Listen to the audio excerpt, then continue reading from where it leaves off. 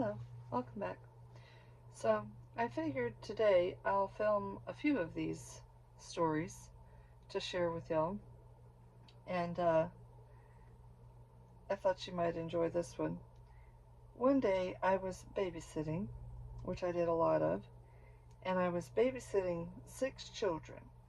4 children from the one family that I watched, and then 2 little girls.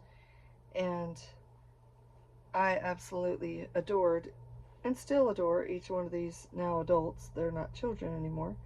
Several of them have their own children.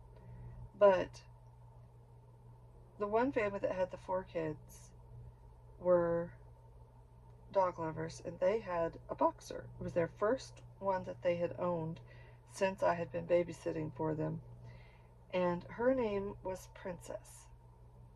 And Princess was quite a diva. And Princess was pretty spoiled. So one day, while I was there, I made lunch for the kids.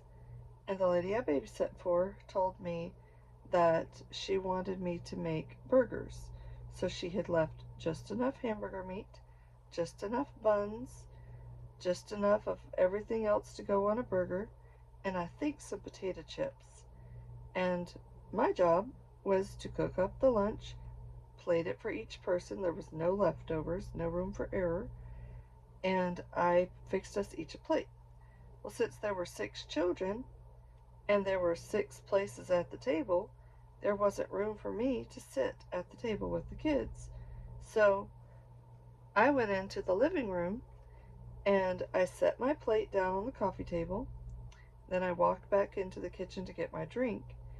By the time I walked back into the living room, the plate was completely empty, and Princess was just standing there licking her lips.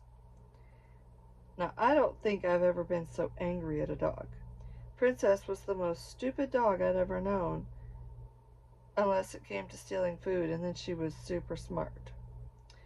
So, she was a mess.